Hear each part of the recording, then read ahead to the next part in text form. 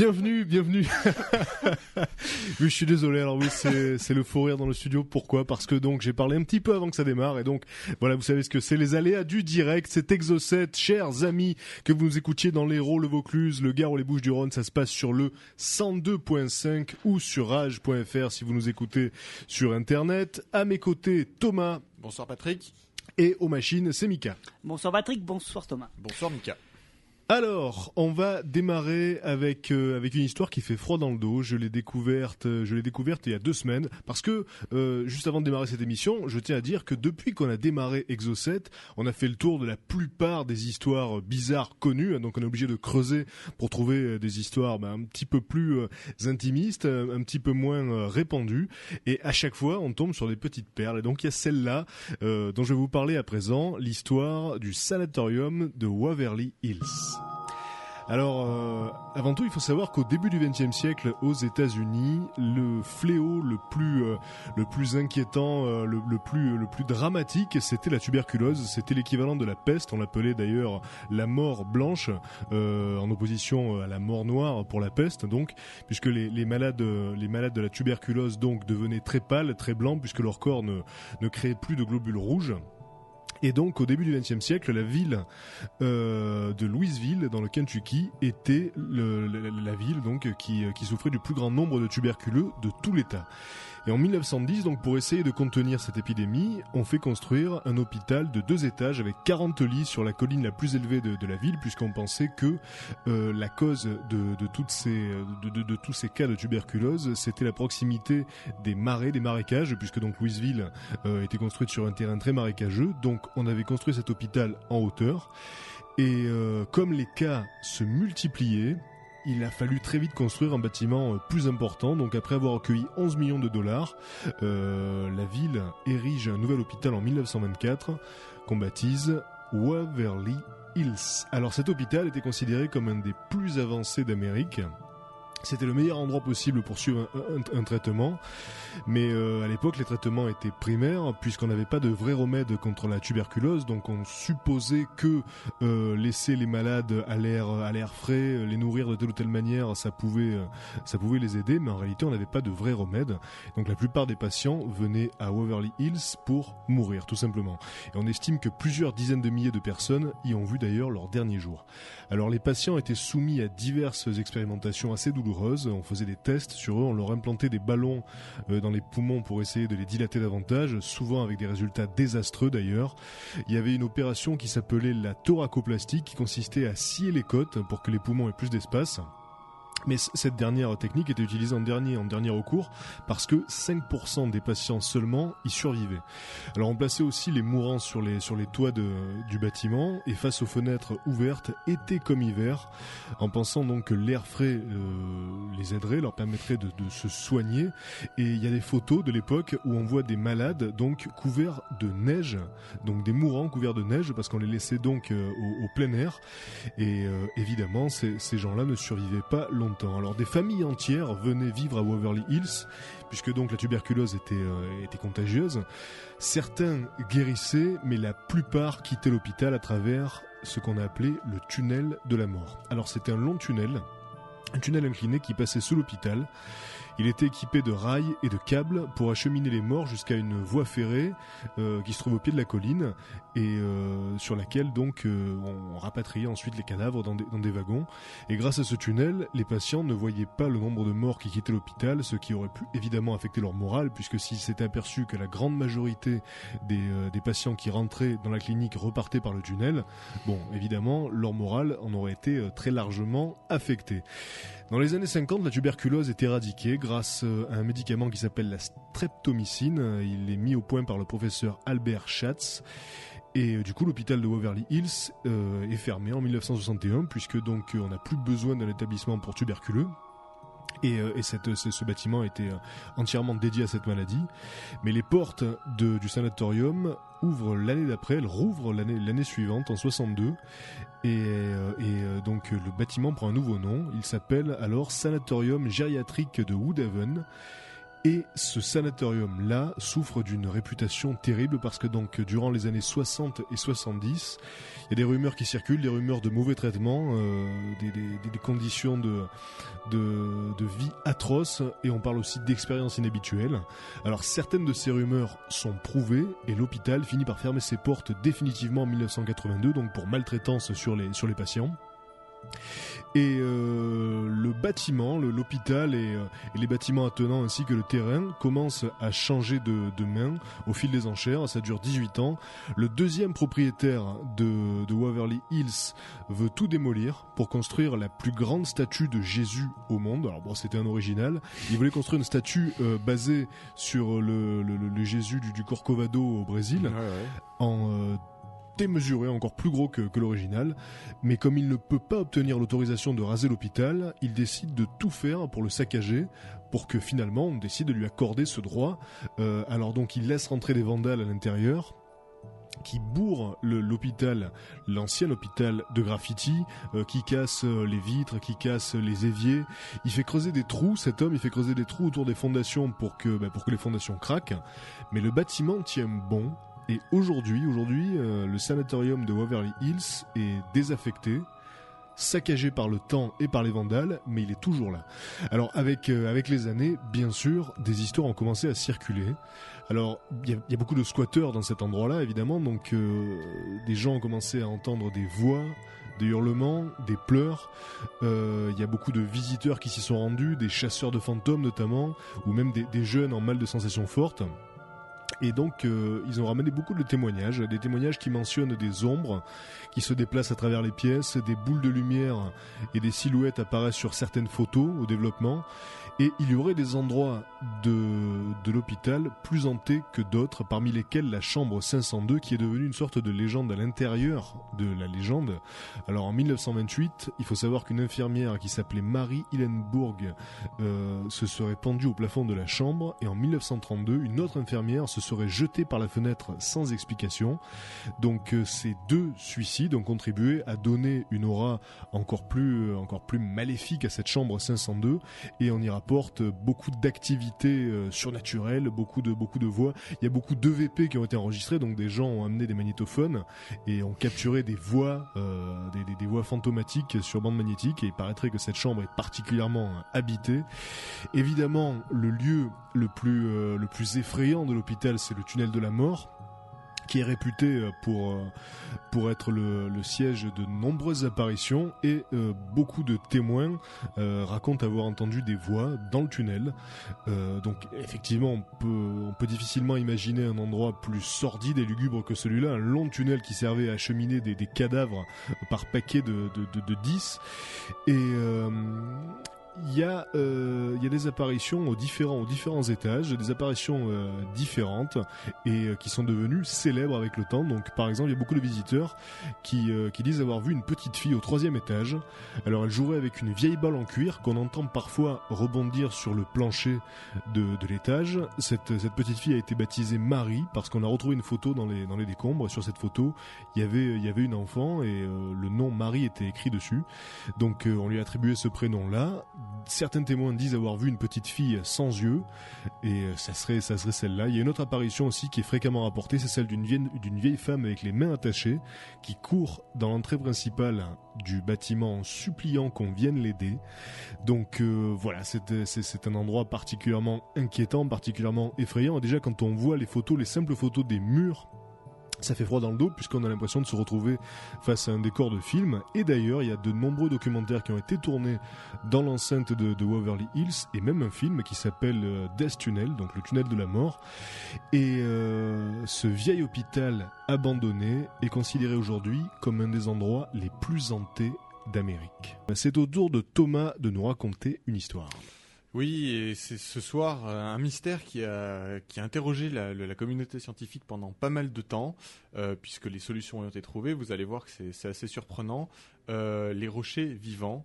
Alors, qu'est-ce que sont que les rochers vivants ? C'est tout simplement des roches qu'on découvre le matin et on s'aperçoit qu'elles se sont déplacées, parfois de plusieurs mètres, parfois de quelques centimètres, et pas en roulant en fait sur elles-mêmes, puisque si on regarde les sillons, on voit très bien que les rochers se sont déplacés de façon, sur une seule face, sur leur largeur, qu'elles n'ont donc pas roulé. Et donc c'est assez surprenant et les scientifiques pendant longtemps se sont demandé comment un tel phénomène était possible. Alors, il y a eu différentes explications et vous verrez qu'en fait elles varient en fonction des lacs.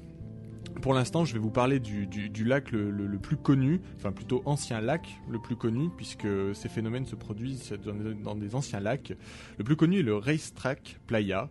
Alors en fait, c'est une sorte de lit asséché d'un lac qui fait 2 km de large, qui fait 5 km de long, sur une surface complètement plane. Alors le sol de ce lac est totalement argileux, donc effectivement on a une surface très très régulière. Donc ce qui s'est constaté pendant de nombreuses années, c'est juste un phénomène de rochers qui se déplaçaient. Alors de nombreux scientifiques sont venus sur place. Les premières études datent de 1955 avec un géologue qui s'appelle George McStanley, qui écrivait donc pour la Société américaine de géologie. Alors pour lui, dès le début, même avant d'étudier le lieu, il y voyait en fait une conjuration des effets mécaniques de la glace et du vent.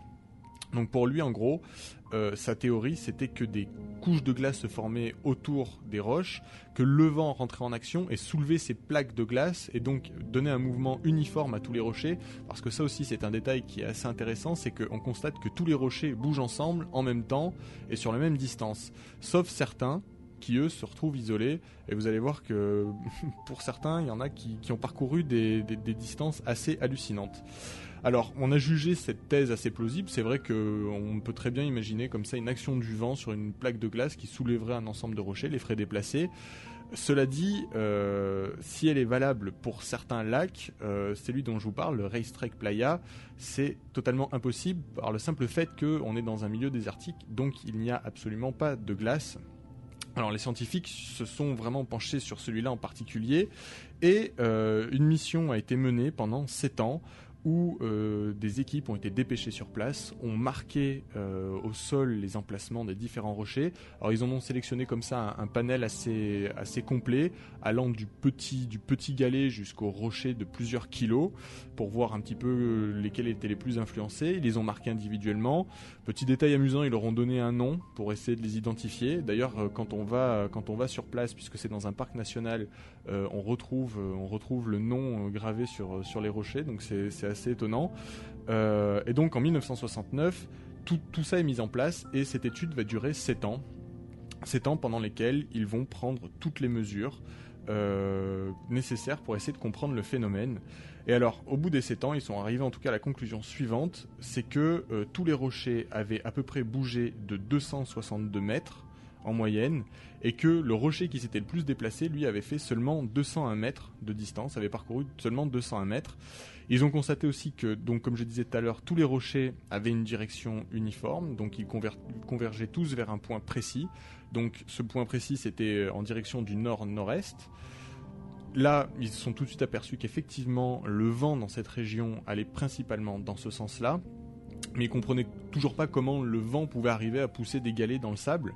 Et puis un jour, un des scientifiques s'est un petit peu plus penché sur les traînées qui étaient laissées. Et il a constaté que devant ces traînées, il y avait un amalgame de débris, comme si donc le galet avait bien frotté au sol. Et donc pour qu'il y ait cet amalgame, c'est pas possible sur sol sec, c'est-à-dire que le sable se met sur le côté et laisse pas de petits paquets devant. Donc il arrive à la conclusion que ces rochers s'étaient déplacés par temps humide, ou en tout cas avec un sol assez meuble.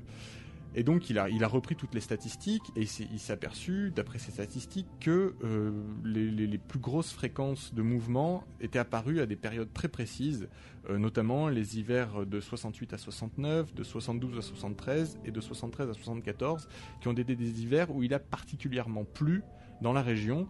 Donc là il a commencé à se forger une certaine idée de la solution. Et il s'est dit, donc la pluie doit jouer un rôle là-dedans, et il a créé une sorte de mini-modèle de ce désert. et a remis en place les conditions. Et en fait, il est arrivé à la conclusion tout simplement que certains hivers, donc il pleuvait suffisamment, mais pas trop, pour que le sol soit juste légèrement humide. Vu que c'était un ancien lac, la couche était assez argileuse, et donc avec une quantité d'eau bien précise, en fait, les rochers se trouvaient en suspension sur une légère couche, de surface, un petit peu huileuse. Et donc l'action du vent poussant là-dessus réussissait à faire déplacer tous les rochers dans un sens commun. Et donc il avait réussi à trouver l'explication pour celui-là. Alors à l'heure actuelle, c'est la seule explication qui existe. Alors d'autres théories sont avancées sur ce lac-là. Vous imaginez bien que forcément certains y voient des signes absolument surnaturels. D'autres envisagent même l'hypothèse que ça serait des Plaisantins. Ce qu'il y a, c'est qu'aujourd'hui maintenant, c'est des milliers de visiteurs qui viennent sur site, donc on verrait forcément s'il y avait une action comme ça extérieure. Ce qui reste assez troublant, c'est qu'effectivement on sait que ces rochers bougent, mais on ne les voit jamais bouger, puisque à chaque fois ces mouvements se produisent à des moments où il n'y a soit pas de témoins, soit en tout cas c'est un mouvement qui est trop lent pour qu'on puisse le discerner à l'œil nu. Il est arrivé quand même quelquefois qu'en une seule nuit, ces rochers se déplacent d'1 ou voire 2 mètres. Donc vraiment des phénomènes assez hallucinants. Alors d'autres lacs comme ça existent dans le monde, notamment en Écosse, où ça marche plutôt pas mal. Alors là, l'explication est assez différente. On a mis aussi pas mal de temps à le trouver. En fait, là, c'est dû tout simplement à l'action de l'eau qui gèle en hiver, qui donc forme des couches de glace qui vont répartir des forces de façon homogène tout autour et donc pousser tous les éléments à la manière des glaciers en fait. Sauf qu'on ne pensait pas que c'était possible sur de l'eau douce et en si petite quantité. Et en fait, on s'est aperçu effectivement à ce moment-là que la glace avait une force assez terrible et arrivait effectivement à déplacer ces rochers. Et donc ça a répondu à une question scientifique qui s'est posée pendant quasiment plus de 80 ans depuis la découverte de ces fameux lacs et de ces fameux phénomènes. Et donc comme tu le dis, le mouvement de ces pierres est tellement lent que si on les observe à l'œil nu, on risque pas de les voir se déplacer, quoi. C'est sur la durée qu'on s'aperçoit qu'ils ont bougé. Voilà, c'est apparemment sur plutôt une longue durée, puisqu'il a fallu 7 ans quand même pour prouver, mais on voit quand même qu'en 7 ans, certaines pierres ont réussi à faire plusieurs centaines de mètres. Donc il y a bien des moments où ça a dû être perceptible à l'œil nu, le phénomène. Ce qu'il y a, c'est que souvent ça se produit dans des moments où il n'y a pas de témoins, parce que effectivement, s'il faut plusieurs éléments assez violents, phénomènes naturels assez violents, on se doute bien qu'il n'y a personne sur place pour regarder, notamment s'il faut qu'il y ait une conjonction de vents violents, de bourrasques, de pluie, de glace, etc. pour que ce phénomène se produise. On imagine qu'il n'y a pas grand monde dehors en train de regarder ce qui se passe. Et donc effectivement, on sait que les rochers bougent. Cela dit, personne jamais ne les a vus bouger, même pas une caméra d'ailleurs. Alors, peut-être qu'à l'échelle des pierres, évidemment, elles se déplacent normalement, tranquillou. Voilà. Et puis bon, elles voient des générations d'hommes crever à essayer de les observer. Et puis donc là, forcément, avec la durée de vie du caillou, elles peuvent prendre leur temps. Voilà. C'est clair. Et on reste dans le même registre, puisque je vais vous raconter une histoire de cailloux qui sont tombés sur une clinique. Et ça se passe en 1963 dans une clinique d'Arcachon. Arcachon, donc cette station balnéaire près de Bordeaux. Et donc un phénomène vraiment inexpliqué s'est produit du mois de mai jusqu'au mois de septembre 1963. Et le récit fut notamment rapporté par le propriétaire de la clinique, qui s'appelait, puisque la clinique n'existe plus, le docteur Queno. Donc c'est quand même un témoin de confiance, vu qu'il avait aucun intérêt à faire une mauvaise pub à son propre établissement. Alors, à partir du mois de mai 1963, donc des cailloux de différentes natures, des gros, des petits, s'abattent sur l'établissement et sur la terrasse en particulier, puisque donc il y avait une terrasse dans cette clinique sur laquelle les patients pouvaient prendre des bains de soleil. Et ces cailloux viennent de nulle part, avec des trajectoires et des vitesses variables. Et durant les 5 mois où se déroule le phénomène, on estime qu'environ 300 cailloux ont été projetés sur les malades, sans qu'aucun ne soit jamais sévèrement blessé. Donc ça, c'est assez surprenant. Alors il y en a 2 qui ont peut-être eu des blessures plus importantes que les autres dans le tas, mais sur 5 mois, c'est quand même assez surprenant qu'il n'y ait jamais eu de blessures réelles.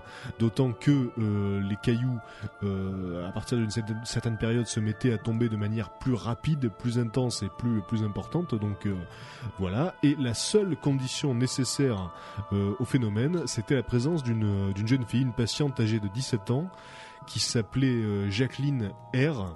Donc voilà, R, c'est juste l'initiale de son nom, puisqu'évidemment l'anonymat a été conservé. Alors elle attire évidemment les soupçons, tout le monde se dit que ça doit être elle, puisque dès qu'elle est là, les cailloux commencent à tomber, et dès qu'elle s'absente, bizarrement ça ne tombe plus.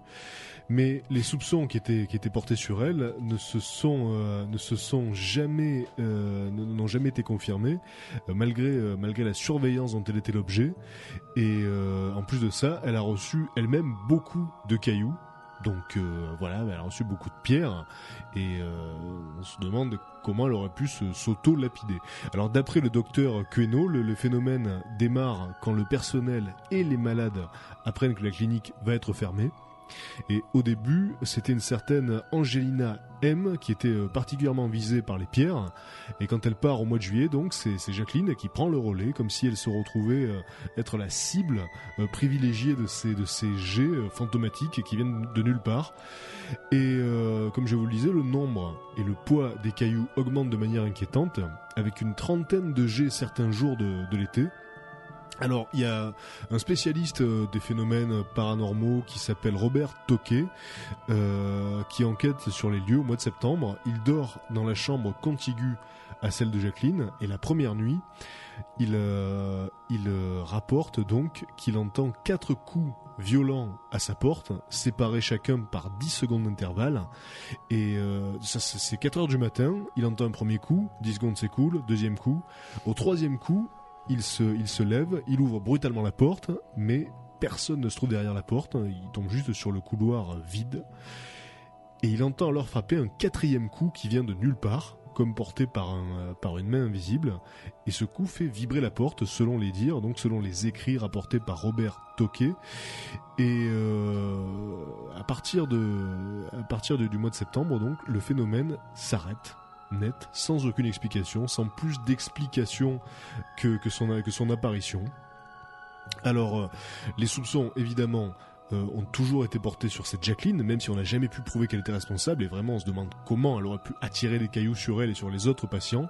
Donc il y a eu beaucoup d'interprétations, des interprétations liées à la psychologie. On se disait qu'il y avait une espèce de psychose collective, mais bon, la psychose collective ne fait pas apparaître des cailloux, puisque les cailloux étaient là, c'est quand même des éléments concrets.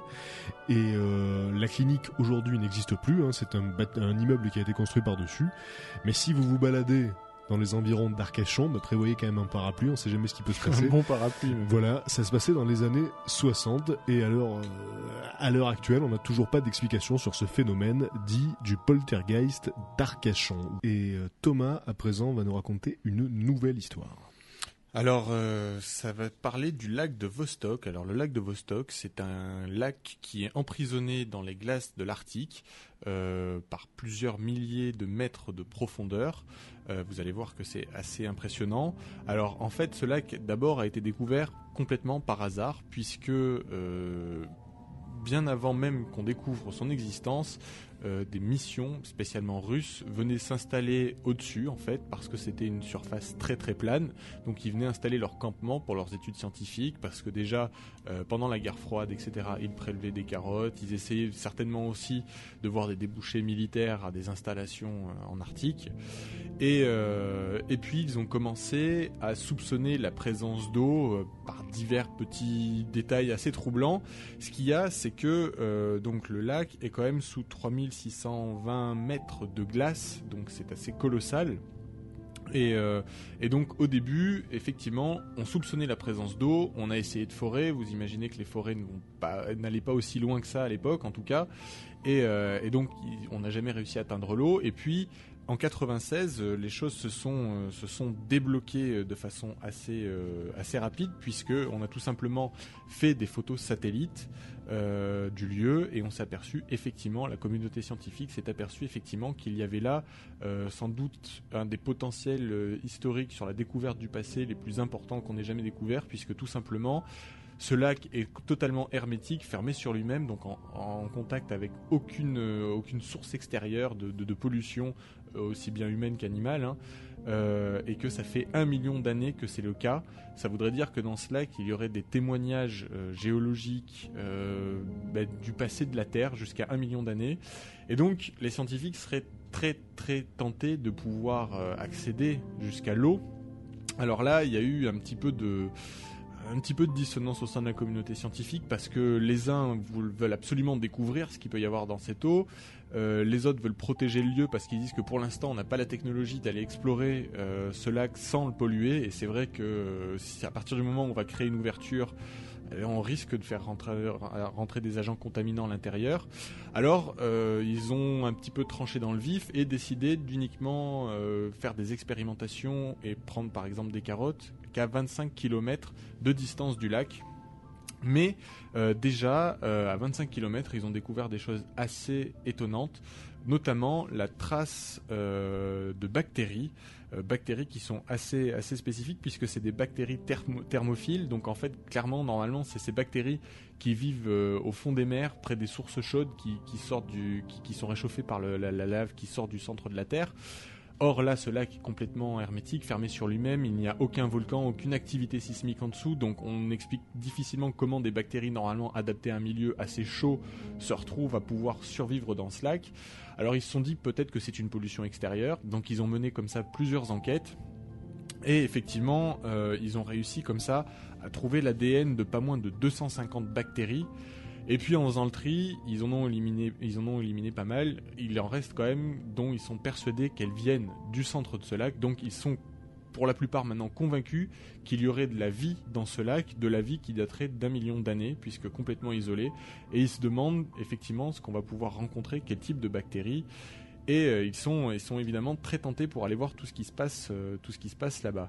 Alors, évidemment, se joint à ça aussi diverses autres théories, puisque dernièrement sur internet un document secret, alors ça voilà, j'ai vu le document en question, j'ai vu plusieurs sites en parlant, bon, un document secret, quelque part tout le monde le crée comme il en a envie. En tout cas, un document secret a créé la polémique. Ça serait un document qui émanerait de la retranscription d'une conversation entre deux émissaires européens, qui parlerait effectivement d'un objet qui aurait été remonté par les Américains du lac. Un objet apparemment énorme avec une magnitude assez exceptionnelle. Alors, pas mal d'explications filtrent sur la découverte de cet objet, notamment par exemple qu'ils auraient découvert, alors ça serait une espèce de forme de grosse boule énorme, qu'ils auraient découvert cette boule grâce justement à son magnétisme, parce que les avions passant au-dessus auraient été comme légèrement attirés vers le sol avant de quitter la zone, etc. Donc ils auraient repéré cette boule là comme ça, et donc en ce moment c'est la grosse polémique sur internet, à savoir donc est-ce que les Américains ont effectivement trouvé quelque chose, est-ce que c'est monté de toutes pièces, parce que pour l'instant tout ce qu'on a, et ce qui est déjà assez merveilleux sur ce lac, parce qu'il faut dire quand même qu'une eau comme ça d'1 million, c'est une eau absolument pure qui contient 2 fois plus d'oxygène que n'importe quelle autre eau dans le monde. Bref, c'est vraiment c'est une richesse, en tout cas déjà là en termes géologiques, absolument inestimable. Donc vient se greffer en plus là-dessus toute cette petite histoire, et effectivement on sait en tout cas que du côté russe des questions sur cet objet trouvé ont été soulevées vis-à-vis des Américains, auprès de la communauté internationale. Alors voilà, la découverte de cet objet évidemment lance aussi le débat de la présence extraterrestre, etc., voire même intraterrestre, puisque certains vont même jusqu'à imaginer que celui étant complètement isolé, il est possible, effectivement, d'après les théories de l'évolution, que des espèces animales se soient développées de façon complètement différente. Parce qu'il faut savoir que quand on parle de lacs en Antarctique, c'est des centaines et des centaines de kilomètres carrés qui sont recouverts. C'est pas des petits lacs. Donc il y aurait possibilité, effectivement, d'avoir des organismes de grande taille qui vivraient dedans. Donc peut-être des animaux qu'on n'a jamais connus ni quoi que ce soit. Et puis le dernier aspect un petit peu étrange autour de ce lac, c'est que plusieurs scientifiques, eux, se sont réunis pour ne pas qu'on perce la calotte glaciaire qui protège le lac de l'air extérieur. Alors non pas pour des raisons écologiques de pollution, de préservation de cet écosystème absolument étonnant, mais parce que d'après leurs études, à l'intérieur se seraient mélangés plusieurs gaz, notamment du nitrogène, et dû à la présence assez conséquente et énorme d'oxygène, Ils ont peur qu'il y ait eu un mélange de ces deux gaz qui rendrait l'eau instable et qu'en fait la pression sous la calotte glaciaire serait telle que si jamais on perçait ne serait-ce que le moindre trou dans cet hermétisme, il y aurait une espèce de réaction un petit peu comme sur une canette de soda et ça provoquait une explosion assez gigantesque. Donc ils ont même à la rigueur peur pour les scientifiques eux-mêmes sur place et puis pour une partie de la planète parce qu'ils pensent que ça peut aller jusqu'à des proportions assez énormes. Donc ils ont créé un petit peu la peur. Donc c'est vrai que maintenant plus personne n'ose vraiment prétendre aller creuser aussi profond, en tout cas pas tant qu'on ne sera pas sûr de la sûreté du lieu. Et t'as parlé d'organismes qui ont été trouvés dans le lac ? Voilà. Alors en fait, ils n'ont pas réussi à les trouver, à les prélever directement dans le lac, puisqu'on n'a pas accès assez tôt. Hein. Le forage le plus proche qui a été réalisé s'est arrêté à quelques centaines de mètres. C'est les Russes qui l'ont tenté à l'époque. Mais par contre, donc, on a trouvé aux abords du lac des traces d'ADN, on a trouvé des bactéries enneigées, etc. Effectivement, comme je disais tout à l'heure, il y a en Arctique des chances de pollution qui viennent de l'extérieur. Donc, ils ont fait par élimination toutes les sources de pollution qui pouvaient avoisiner ce lieu. Et ils ont réussi comme ça à éliminer pas mal de bactéries qui effectivement ont été amenées par le vent, amenées par la pollution humaine, etc. Mais sur les centaines de bactéries qu'ils ont découvertes sur place, il y en a certaines qui ne correspondent à aucune bactérie connue. Et donc, ils savent que, en tout cas, le seul lieu d'où elles peuvent provenir, c'est ce lac-là qui est le plus proche. Donc ils savent effectivement de façon certaine qu'il y a des bactéries vivantes à l'intérieur de ce lac, des bactéries donc qui datent de plusieurs millions d'années. Oh, parce que l'idée d'une bactérie, d'un organisme capturé dans la glace depuis des millions d'années, ou même celle d'un objet, donc d'une civilisation antique qui se serait perdue dans les glaces, c'est donc une idée qui a été largement traitée en littérature et à l'écran aussi. Et en littérature, je pense notamment à La Nuit des Temps de Barjavel, voilà, où on trouve une capsule sous temporelle, la glace, donc avec donc une femme à l'intérieur. Et une femme et un homme. Une femme et un homme à l'intérieur. Donc c'est vrai que c'est une idée qui a déjà fait largement fantasmer les esprits.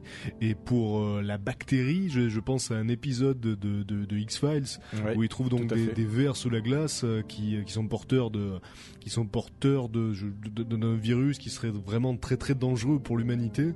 Et donc voilà, c'est clair que c'est une idée qui fait tourner la tête. Alors je pense quand même que la théorie qu'on trouve juste des bactéries, c'est à mon avis ce qui va arriver. La théorie effectivement de cet objet étrange que les Américains nous cacheraient depuis là quelques mois, hein, parce que la polémique enfle que depuis quelques mois, me paraît effectivement très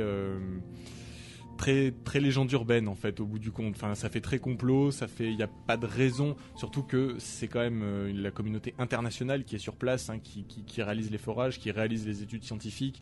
On voit mal comment les Américains auraient pu de leur côté tirer leur épingle du jeu, dissimuler l'objet, etc. Alors que c'est quand même un travail collectif qui est fait sur place. Donc j'ai l'impression que ça, en tout cas, ça relève beaucoup plus du fantasme que d'une réalité certaine. En tout cas, ce qui est posé, c'est que des êtres vivants, enfin des organismes vivants, non connus encore, datant de plusieurs millions d'années, ont été retrouvés dans des profondeurs glaciaires, qu'on ne sait pas comment ils vivent parce qu'ils sont dans un système complètement différent, et que si eux survivent, il y a une petite chance effectivement aussi que peut-être des organismes beaucoup plus grands et de véritables êtres vivants puissent être prisonniers de ces glaces et avoir eu leur propre développement. Toujours dans Exocet, on passe aux infos bizarres de la semaine. Alors si vous êtes un habitué de l'émission, vous connaissez le concept. Chaque semaine, on fait le tour de tout ce qui s'est passé d'étrange, d'insolite, de bizarre à la surface de la planète. On vérifie bien les sources et on vous en sert un concentré ici dans cette émission. On démarre avec une histoire qui s'est passée au Monténégro, une histoire de rats qui, vous allez le voir, semble tout droit tirée d'un film de série B. Alors c'est des rats qui font la taille de petits chiens carrément, qui sont en train de menacer le Monténégro, puisque donc ils attaquent une station hydroélectrique, et s'ils continuent à dégrader l'état de cette station, il se pourrait que le Monténégro se retrouve dans le noir, puisque donc c'est une station hydroélectrique assez importante sur la rivière Piva, et donc les employés de cette station sont trop effrayés pour affronter les rats. Putain, tu m'étonnes, ils font la taille de chien. C'est des rats géants les rats mutants du Monténégro, qui attaquent les câbles, qui attaquent même le béton. Donc les employés employés disent que ces rats sont vraiment terrifiants, que se retrouver face à un rat qui fait la taille d'un petit chien, C'est qui bouffe du béton. c'est vraiment flippant. Ils ont trop peur pour aller à l'intérieur de la station pour les déloger. Il y en a des milliers apparemment. Il faut qu'on fasse venir quelqu'un avec une flûte. Qui les attire. Ce serait une bonne idée. Donc il y en a des milliers et donc à force de ronger, à force de gratter, ils commencent à attaquer le béton. Comme je vous le disais, les câbles sont de plus en plus abîmés et donc le barrage menace même de s'effondrer. En tout cas, c'est de ça que les employés ont peur à force de creuser des trous à l'intérieur du barrage. Ils ont peur que carrément le barrage se casse la gueule. Donc ils savent pas vraiment comment gérer la situation. Des milliers de rats.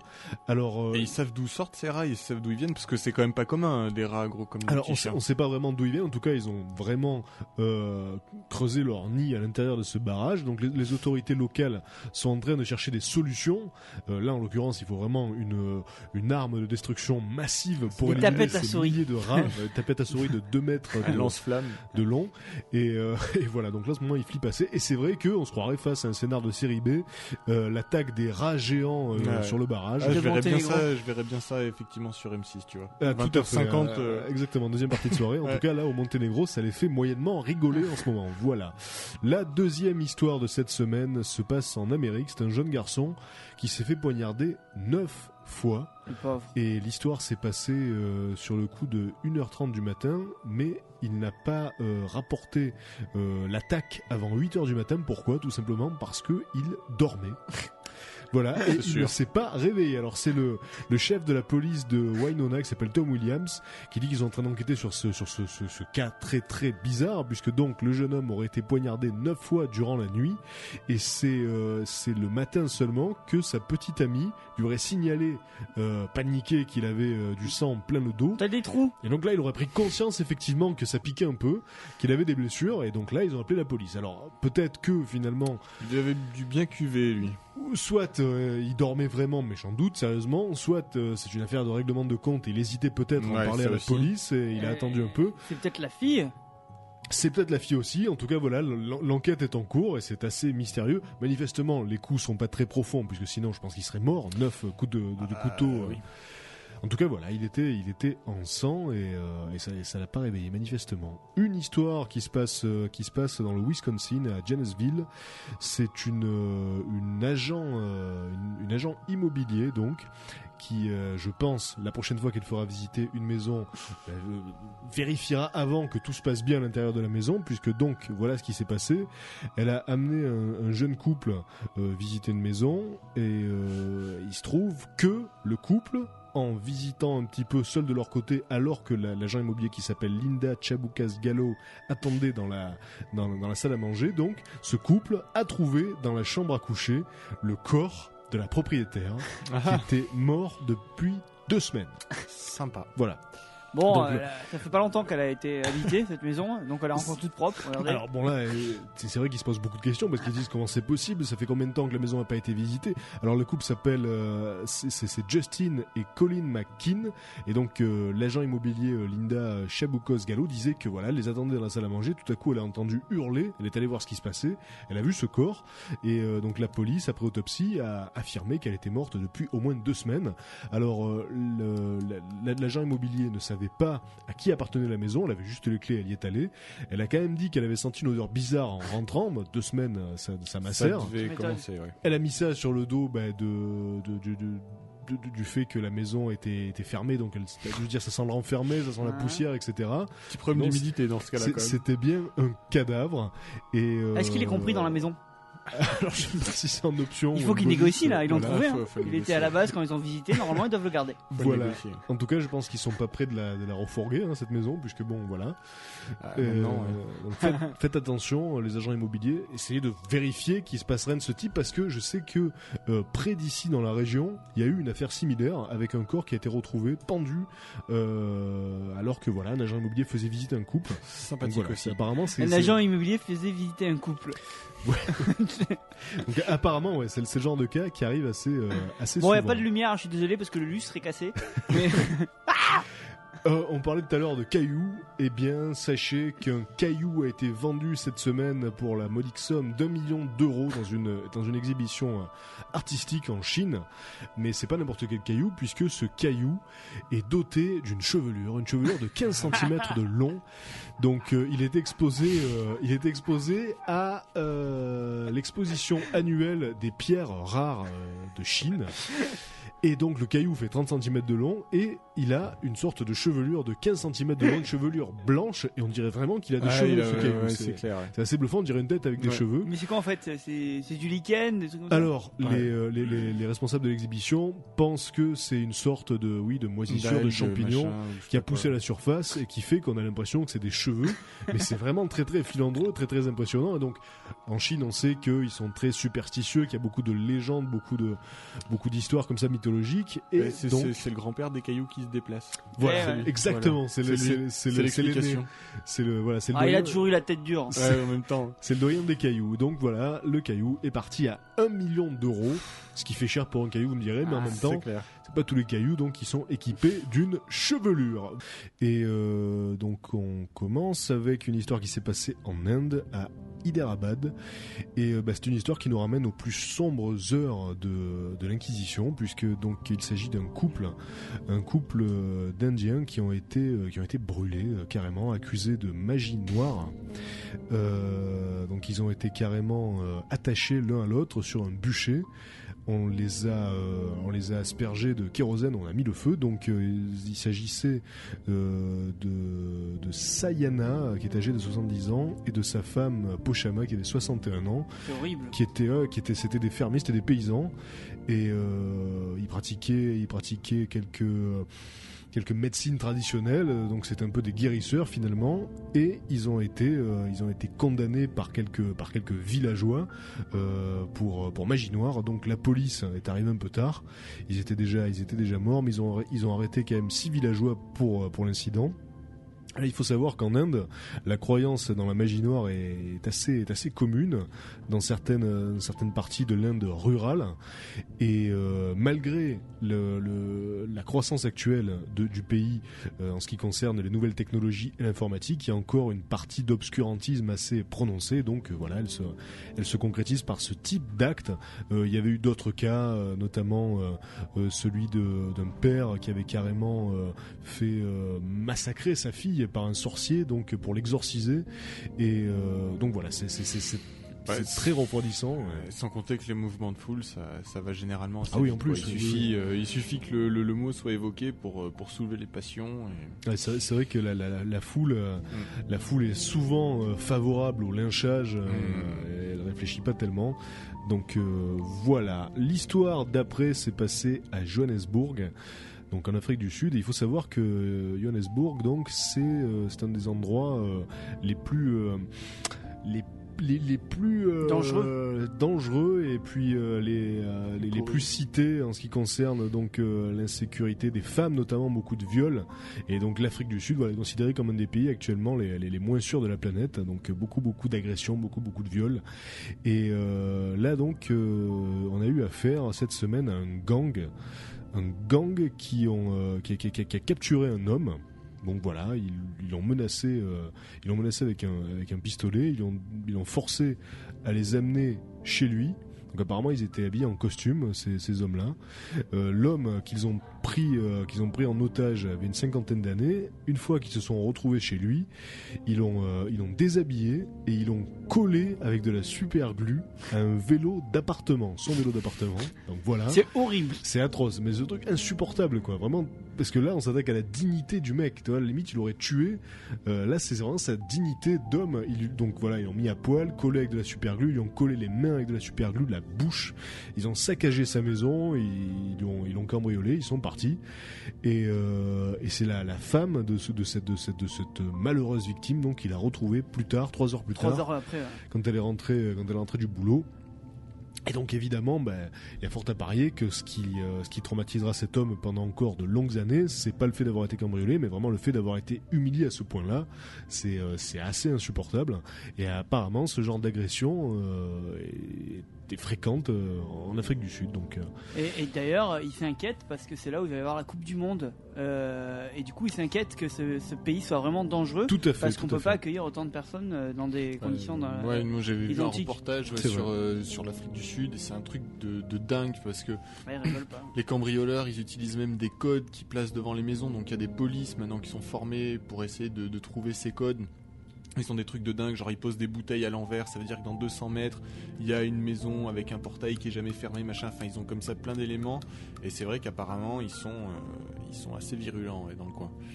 Et on retourne en Inde pour la dernière info bizarre de la semaine, à Patna, où des centaines de curieux affluent dans un village du fin fond de l'Inde orientale pour voir un vieil homme, qui est inconsolable depuis qu'il a perdu sa femme, et il a élu domicile donc depuis 6 ans dans sa propre tombe, en attendant que la mort vienne apparemment. Donc pour occuper ses journées, cet homme qui s'appelle Basanta Roy et qui dit être âgé de 103 ans, il arrache les mauvaises herbes, il s'allonge au fond de la fosse et il attend. Donc c'est un homme qui appartient à une caste d'hindous qui enterre ses morts, alors que d'habitude dans la tradition funéraire majoritaire on brûle les cadavres. Donc lui il a creusé sa tombe juste à côté de celle de sa femme qui est morte à la fin des années 90 et il attend comme ça jour après jour dans sa tombe et aujourd'hui c'est devenu une attraction populaire. Voilà, des centaines de gens viennent le voir, donc peut-être que ça va lui redonner goût à la vie finalement d'être une célébrité, parce que en fait s'il était aussi désespéré c'est parce qu'il avait plus rien à attendre de la vie, donc là ça devient une star. Alors j'espère que ça va le retaper un petit peu. Voilà, c'était Exocet, chers amis, j'espère que cette émission vous a plu. On se retrouve la semaine prochaine, même heure, même fréquence, 102.5. Juste après sur Rage, c'est Bruit de scène, donc l'émission dans laquelle vous pourrez écouter beaucoup de morceaux live, beaucoup de versions live de classiques ou de morceaux moins classiques. Voilà, restez sur Rage, passez une bonne soirée, bye bye. Ciao.